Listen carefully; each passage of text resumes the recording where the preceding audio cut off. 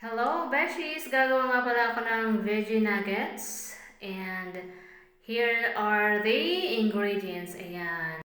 So, ayan yung mga ingredients natin mga Beshi sa ating veggie nuggets.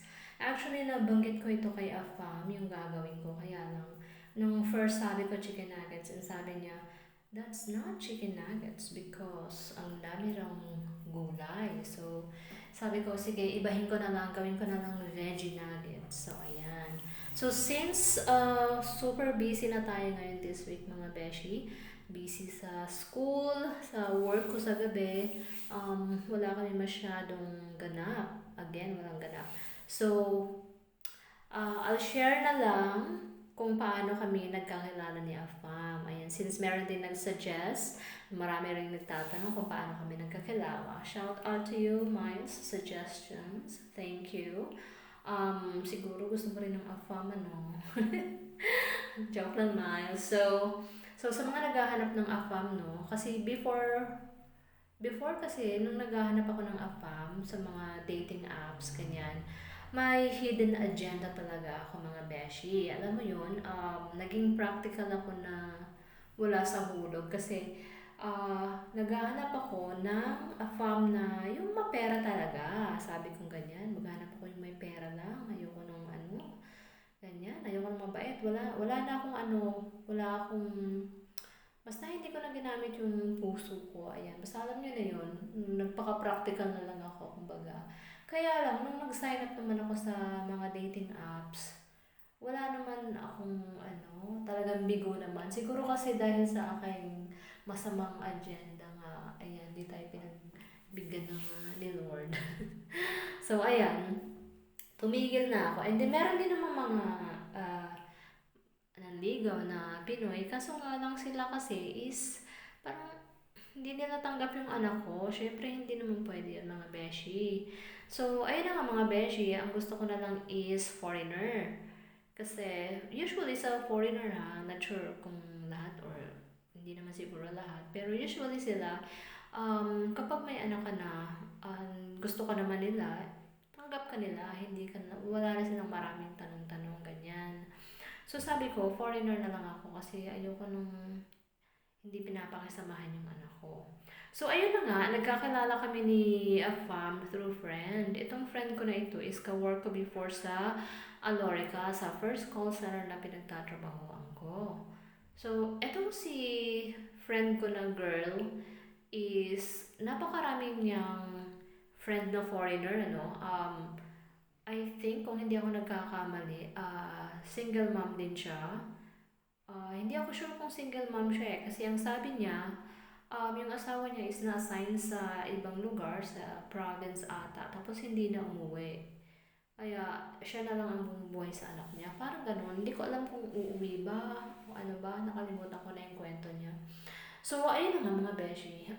Imamarites ko na yung pagkakilala namin ni Afam. Yun na lang yung share ko ngayon since wala akong ibang may share. Um, Etong friend ko na to, sabi ko, sige, refer mo ako kung meron kang kakilala nung nagkausap kami. At saka, yung mabait naman, yung matino naman, sabi kong ganyan, mga beshi. Tapos ito si beshi mo, yung friend beshi ko, sabi niya, ipapakilala kita beshi sa ano, kaso may girlfriend. Sabi ko, beshi naman, wag naman yung may girlfriend. Gusto naman natin yung single beshi, yung malaya talaga. Ayoko naman ng may sabit din, sabi ko sa kanyang ganyan. Sabi ko, kahit na may edad na, basta single, sabi ko ganyan. Tsaka, gusto ko kasi ako lang yung may sabit, mga beshi. Ayoko ng ibang sakit ng ulo, mga beshi.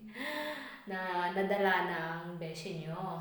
Ayan, so, I think itong beshi natin na friend ko, no, nabanggit niya ako dun sa AFAM na ito.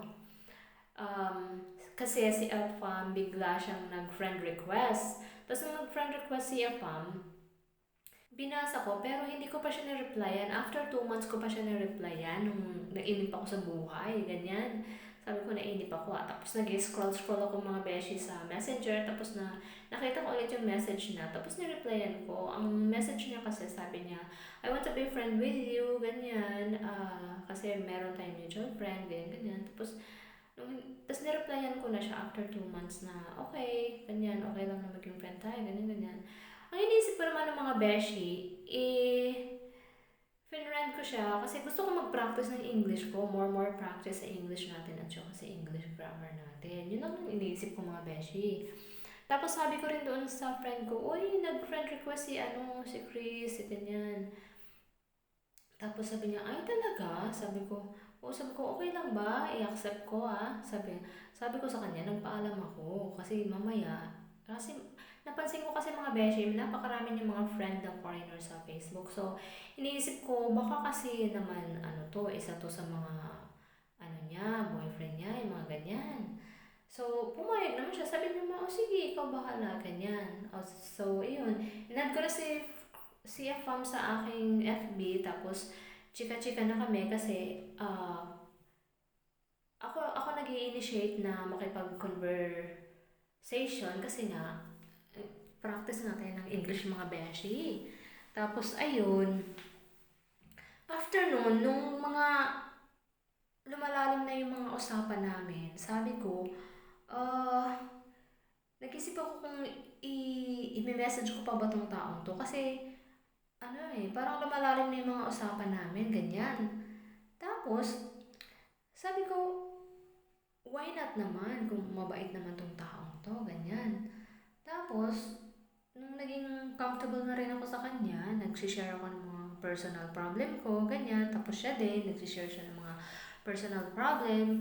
Tapos, itong afam na ito mga beshi, yung aking afam, is never siyang nagsisend ng mga nude, ganyan. Although, minsan, yung usapan namin may landian, pero never siyang nag-a-ask ng mga nude na, unlike yung sa mga nakilala ko mga afam na friend lang, nag-a-ask ng mga nude. So, kung naghahanap kayo ng mga afam, mga beshi, and kung meron kayo mga nakikilala sa mga Facebook, mga beshi, iwasan niyo yung mga nagre-request o nag-a-ask ng mga nude pictures. So, anyway, like for part 2 sa ating afam, kwentuhan, maritisan, mga beshi, because finish na tayo, nilagay ko lang yan sa freezer, and thank you so much for watching. Love you all. Bye!